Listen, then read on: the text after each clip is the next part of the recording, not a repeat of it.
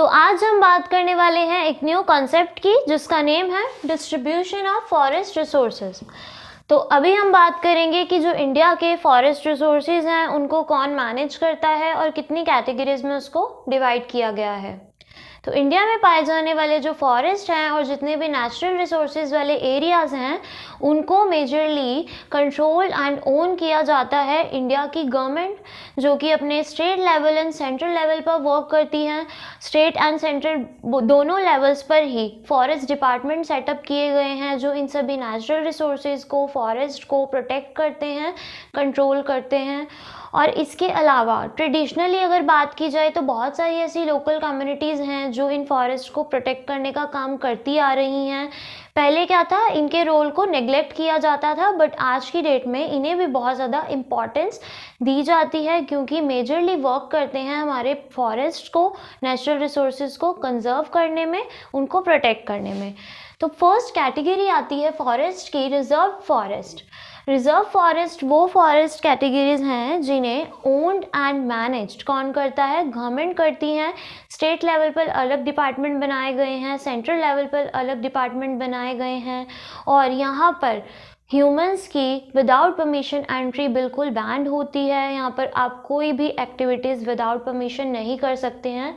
यहाँ पर majorly owned and managed by government department. All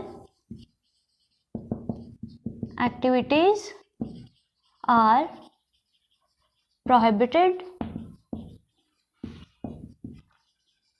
except some important one. तो government ने यहाँ पर किसी भी तरह की एक्टिविटी को करने से बिल्कुल मना किया हुआ है। अगर कुछ एक्टिविटी ज़रूरी भी है तो उसके लिए आपको पहले गवर्नमेंट डिपार्टमेंट से या फॉरेस्ट डिपार्टमेंट से परमिशन लेनी पड़ती है, तब आप यहाँ पर एंटर कर सकते हैं या कुछ एक्टिविटीज़ आप कर सकते हैं। उसके अलावा है आपके प्रोटेक्टेड फॉरेस्ट। प्रोटेक्टेड फॉरेस्ट में क्या है, इन्हें भी जो है फॉरेस्ट डिपार्टमेंट कंट्रोल करता है यहाँ पर, बट आपकी एक्टिविटीज़ को वो अलाउ कर देते हैं, लेकिन कुछ एक्टिविटीज़ यहाँ पर रिस्ट्रिक्टेड होती हैं।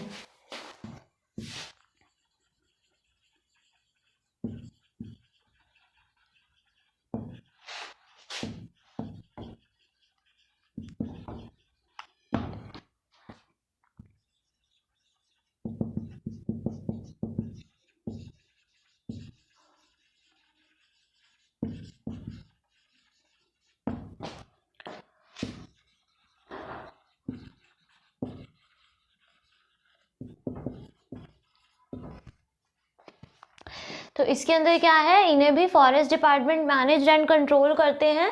यहाँ पर मोस्टली एक्टिविटीज़ आपको अलाउ करने की वो परमिशन दे देते हैं, बट कुछ एक्टिविटीज़ यहाँ पर भी रिस्ट्रिक्टेड होती है।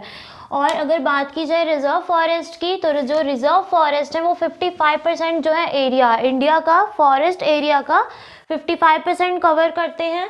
और उसके बाद जो प्रोटेक्टेड फॉरेस्ट हैं वो 29% एरिया फॉरेस्ट का जो है कवर करते हैं। और प्रोटेक्टेड फॉरेस्ट को इस कैटेगरी में इसलिए रखा गया है क्योंकि इनकी जो मतलब नंबर्स हैं इसमें भी डिक्लाइन होना स्टार्ट हो गया है और ये रेगुलर बेसिस पर डिक्लाइन ना हो, ख़त्म ना हो, दैट्स वाई इन्हें प्रोटेक्टेड कैटेगरी में शामिल कर लिया गया है। तो ये जो दोनों फॉरेस्ट हैं, reserve forest and protected forest, इन्हें जो है परमानेंट फॉरेस्ट एस्टेट के नेम से भी जाना जाता है। परमानेंट फॉरेस्ट एस्टेट जो मेजरली किस चीज़ के लिए यूज़ किए जाते हैं, टिम्बर एंड फॉरेस्ट प्रोडक्ट्स के लिए, जिसके लिए हमें पहले परमिशन लेनी पड़ती है। जो कंसर्न्ड अथॉरिटीज़ होती हैं गवर्नमेंट की और जो फॉरेस्ट डिपार्टमेंट बनाए गए हैं स्टेट लेवल पर, उन सभी से हमें परमिशन पहले लेनी पड़ती है।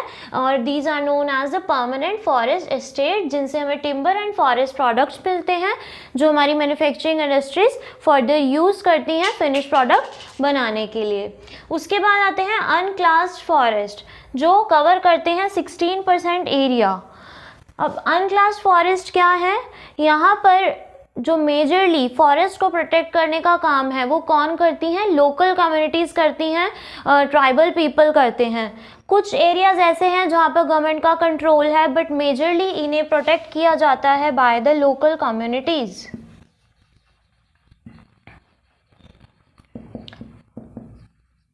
जैसे कि हमने बात की थी, लोगों ने यहाँ पर अपने personal rules and regulation setup किए गए हैं। यहाँ पर हंटिंग, पॉचिंग, ये सारी एक्टिविटीज़ बिल्कुल बैंड हैं ताकि ये इन एरियाज़ को कंजर्व करके रख पाएँ। इनमें से कुछ एरियाज़ ऐसे हैं जहाँ पर गवर्नमेंट का कंट्रोल है। और अगर हम बात करते हैं उसके बाद, Madhya Pradesh has largest forest cover. पूरे इंडिया के अंदर मध्य प्रदेश एक ऐसा स्टेट है जहां पर लार्जेस्ट फॉरेस्ट कवर है 75%, यानी 75% फॉरेस्ट एरिया आपका मध्य प्रदेश में फाउंड किया जाता है। उसके बाद जो फॉरेस्ट डिपार्टमेंट बनाए गए हैं या रिजर्व्स बनाए गए हैं वो स्टेट्स कौन सी हैं आपकी? केरला, तमिलनाडु, पंजाब, जम्मू कश्मीर, हरियाणा, एक्सेट्रा। अब ये स्टेट ऐसी हैं और इसके अलावा भी काफ़ी स्टेट्स हैं जहाँ पर इन फॉरेस्ट को प्रोटेक्ट करने के लिए रिजर्व्स बनाए गए हैं, जिन्हें स्टेट लेवल गवर्नमेंट कंट्रोल करती हैं। और ओवरऑल इन्हें कौन कंट्रोल करता है? जो आपकी सेंट्रल लेवल फॉरेस्ट डिपार्टमेंट्स बनाए गए हैं। So this was all about the concept distribution of forest resources, which include 3 categories: reserved, protected and unclassed.